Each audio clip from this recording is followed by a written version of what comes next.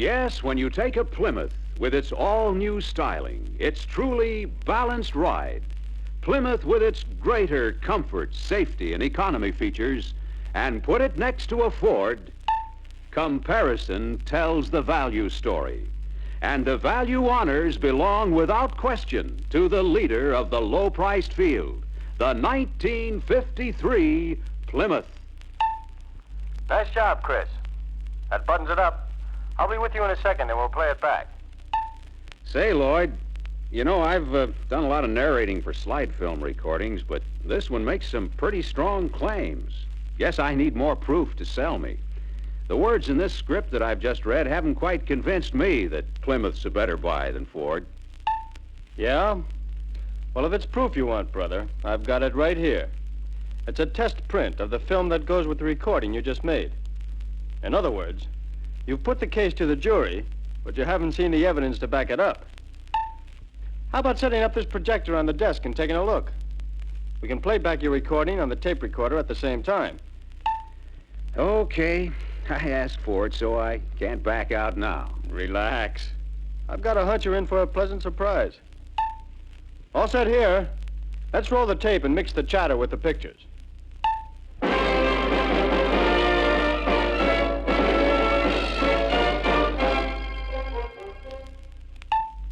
Most every new car prospect naturally wants an automobile that looks new and modern from a styling standpoint, inside and out.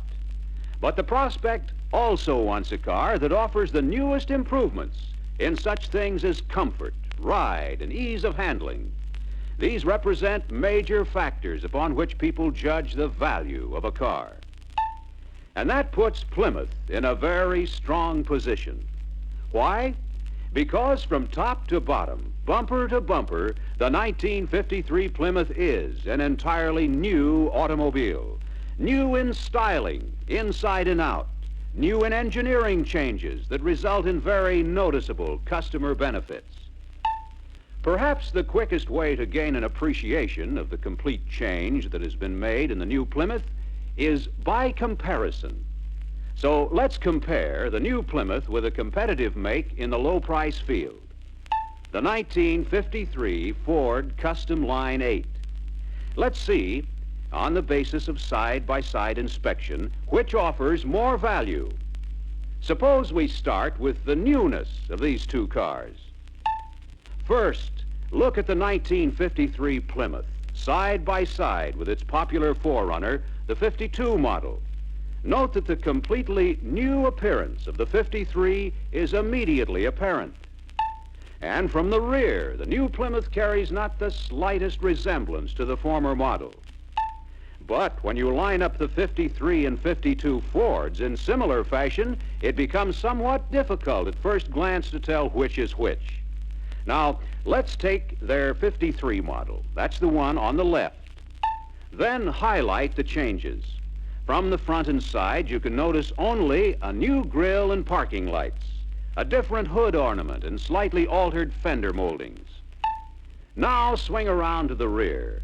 Ford's 53 changes boil down to new tail light lenses and a lifting grip on the trunk lid. Now back to the 53 Plymouth again. Everything you see in this picture is new, all new. Shape, contours, overall length, width, height. Every element has been changed to provide the ultimate in modern automotive styling. New bumpers, new grille, new hood, new fenders, new doors, new windshield and windows, new ornamentation. Yes, everything about the 1953 Plymouth reflects smart newness from every angle. But more important, this new styling has balance, and it has special personal benefits for the owner. For example, the smart Plymouth styling gives the driver a better view of what's going on in front of his car. Here you can see that a combination of the clean contour of hood and fender lines, plus a seat that's high enough to put him in a sensible driving position, gives the Plymouth driver a commanding view of the road. But when we compare this with what the Ford driver sees, it's obvious that Ford's lower seat and protruding hood combine to restrict the driver's view. These dotted lines show that the Plymouth driver sees more of the road in front of his car. Now for further evidence of Plymouth's balanced design. Notice this functional contoured rear door. It's a departure from previous design. Also, it's entirely different from Ford's door with its straight back curve at the top. Plymouth designed this feature, too, for the benefit of the people who ride in the car. Study this rather husky individual as he comfortably enters the rear passenger compartment of the Plymouth. And then, as he enters the rear door of the Ford, you can easily see that Plymouth has put entering space where it's most needed, at shoulder level. Actually, the Plymouth advantage over Ford at this point amounts to more than 4 inches. In addition, the height of Plymouth's door opening is greater than Ford's. This means greater ease in getting in and out. And now that our friend is seated, look what happens when we close the doors. He can see easily and comfortably out of the Plymouth rear vent window. But from the Ford, he has to crane and lean forward to get a comparable view. Now let's move around to the rear and compare Plymouth and Ford's styling in practical terms. Note, for example, the distinctively flanged Plymouth sill panel. It continues from the fenders and thus adds to rear-end rigidity. Ford, on the other hand, continues to use a flat rear sill panel. Also, the extended taillights are in a more vulnerable location. Then, too, Plymouth's trunk lid handle offers a firm, full-hand grip and positive operation of the latch. Ford provides only a fingertip grip. Also, the strain of opening the latch is placed entirely on the key. Now let's open the lids and look inside. Here's a real plus.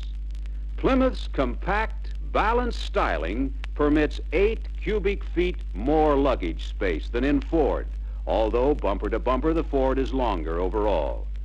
Actually, this Plymouth space advantage equals the capacity of a small steamer trunk. And there you have a tip-off on the entire interior design of these two cars. Plymouth's truly balanced styling offers more room for passengers than Ford. It's an all-new, brand-new interior with beautiful styling and fine proportions. Now we'll compare it with the Ford interior. Ford's interior is unchanged except for minor modifications, such as in the horn ring, control knobs on the instrument panel, and door trim. More important, it does not measure up to Plymouth in any important roominess dimension. In the front, Plymouth holds an advantage over Ford in more headroom, greater seat height, and extra leg room. And in the rear, Plymouth again leads in the same 3 comfort measurements: headroom, seat height, and leg room. This subject of roominess leads us into one of the most significant comparisons of all between Plymouth and Ford: the matter of riding qualities, riding comfort. Ford, in spite of their claims of a new miracle ride for 53, has made no suspension or chassis changes that could affect ride materially. Plymouth, on the other hand, has engineered an entirely new ride into 53 models. Let's see how. First, remember that good balance, correct distribution of the car's weight, is indispensable to superior ride. The best spring and suspension system in the world can only partially compensate for the inherently poor ride of a car that is front-end heavy or rear-end heavy. So, to assure perfect balance in 1953 models, Plymouth engineers worked from scratch. They designed an entirely new chassis with complete redistribution of the car's weight. Starting with a frame of the same length as in previous 4-door sedans, but 6 inches wider, the engineers located the rear axle 4 1/2 inches farther forward. Then, the engine was moved approximately 2 inches forward, and the body properly positioned on the new chassis. Finally, all other ride elements, springs, shock absorbers, suspension arrangement, and seating were coordinated. The result: Plymouth, the car with the most truly balanced ride in the low-price field. Just as soon as the operator turns the record, we'll see scientific proof of this remarkable ride superiority. Yes, in terms of balance, Plymouth has substantially bettered an already fine ride, and it can be proved. All automotive suspension engineers use officially recognized mathematical formulas to measure a car's balance. The end figure is a highly technical and accurate ride factor known as the dynamic index. Now, by dynamic index standards, Plymouth has improved its ride by approximately 10%, while Ford has apparently made no gain at all. And here's the clincher. In 1952 models, even before Plymouth made its sensational ride improvements, the Plymouth Dynamic Index rating was superior to Ford's. The net result, with Ford's virtually unchanged design for 53, is this. By official standards, Plymouth's lead over Ford in fundamental good riding qualities is far greater than ever before. Now, let's consider other features which contribute to Plymouth's fine ride. First are the new, wider, softer 5-leaf rear springs. They are splay-mounted, wider spaced at their rear mountings than at front mountings, on the new, wider frame. These important changes in the rear springs increase resistance to sway and roll and contribute to rear end stability. Also, in the front suspension, a new control arm arrangement helps to keep the car level on turns. And carried over from the previous models is one of the greatest ride developments in modern automotive history. Plymouth's famous Auriflow shock absorbers. Because of their exclusive design, these amazing shock absorbers not only smooth out the most severe bumps with sure cushion control, they also permit soft, unrestricted spring action on small bumps for maximum comfort. Ford shock absorbers offer far less control on severe bumps, and on small bumps they tend to over-control and thus interfere with spring action. Finally, Plymouth seats are specially designed to supplement the remarkable improvements in the 53 chassis design. In addition to being chair height to give the utmost in correct, comfortable posture, they have cushioning qualities unmatched by Ford. Plymouth seats are of full coil construction, front and rear, in seat backs as well as seat cushions. These coils extend under all parts of the upholstered surfaces for greater comfort. Ford, by comparison, uses shallow platform-type zigzag springs in seats and seat backs. This construction does not offer the softly cushioned support so essential to riding comfort. These are just a few of the more important features Plymouth provides to complete the balance of this great 1953 car. They are big strides in advancing Plymouth's already excellent reputation for fine riding qualities, while Ford has been standing still despite the claims.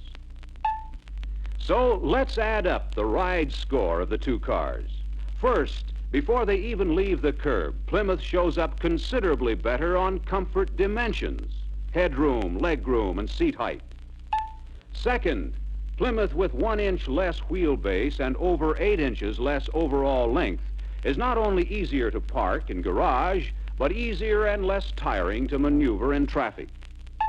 Third, Plymouth has developed its truly balanced ride by a redistribution of body and engine weight, while Ford has made no such change.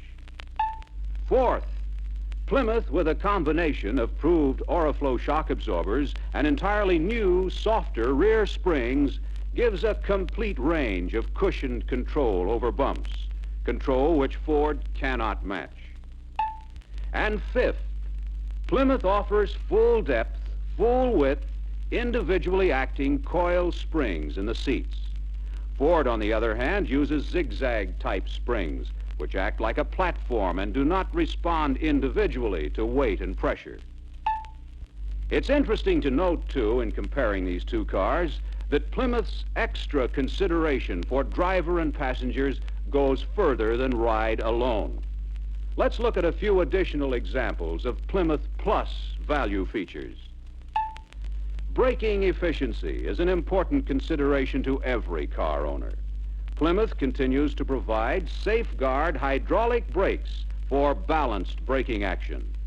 Front wheel brakes, which take most of the braking load, each have 2 cylinders and 2 opposed anchors for smooth, predictable control. Ford's servo-type brakes, on the other hand, have only 1 anchor point for each pair of brake shoes. Thus, the braking action is not as predictable as Plymouth's. Another thing, Plymouth uses rivetless cycle bond brake linings, which can be used practically down to the shoe. They save money for Plymouth owners because cycle bond linings last from 2 to 4 times as long as riveted linings, such as Ford's. Another Plymouth braking system feature is the independent parking brake, which acts on the propeller shaft. Ford's parking brake must depend on the condition of the service brakes for its effectiveness. Also, on the subject of safety, Plymouth continues to provide the peace of mind protection of safety rim wheels, which make it much easier for the driver to control the car safely in case of blowout. Ford offers no such feature. Now, on the comfort side, here's a much appreciated Plymouth Extra, the cowl ventilator for hot weather driving. It's an extra source of fresh outside air that Ford does not provide. Then, too, Plymouth continues to provide electric windshield wipers as standard equipment. They give clean, sweeping, steady, and dependable wiping action regardless of engine speed. Ford's windshield wipers are vacuum operated. This type may slow up or even stop momentarily when needed most during acceleration for passing or hill climbing. Here's another Plymouth bad weather feature. To provide sure footing in entering or leaving the car, Plymouth has rubber floor-level sills. Ford uses metal sills, which can be slippery during stormy weather. Here's a feature that means extra convenience and economy, too. Plymouth has a fully automatic choke. It provides easy starting, avoids over-choking, and assures smooth engine operation during warm-up. Ford still uses a hand-operated choke. And speaking of the engine, there may be times when the subject of horsepower will be mentioned by a prospect. Now, although Ford's horsepower rating is higher than Plymouth's, here are some facts that will surprise almost any Ford-minded buyer. Plymouth, with its new 100 horsepower engine, has a power-to-weight ratio of 33.3 horsepower per 1,000 pounds of car weight. The Ford V8, with its unchanged 110 horsepower engine, has 34.4 horsepower per 1,000 pounds of car weight. This gives Ford a relatively insignificant working difference of 1.1 horsepower per 1,000 pounds of car weight. And that difference becomes even less important when you consider the many long life and protection advantages which the Plymouth engine offers. For instance, the Plymouth engine has a chrome-plated top compression ring for safer engine break-in and long, trouble-free engine life. And it has exhaust valve seat inserts, which also help prolong new car performance. Ford does not offer either of these exclusive features. Then, too, there's Plymouth's floating oil intake that allows only the cleanest oil to be drawn up into the engine. Plymouth also provides an oil bath air cleaner and an oil filter as standard equipment. Both these items are extra cost on Ford. And Plymouth alone offers an oil light fuel filter located in the gas tank where it protects the entire fuel system. Ford does not match the extra protection given by this exclusive feature. Yes, on any scorecard, this 1953 Plymouth has more of everything that new car buyers look for. It's the most truly balanced car in the low-price field, and balanced in every sense of the word.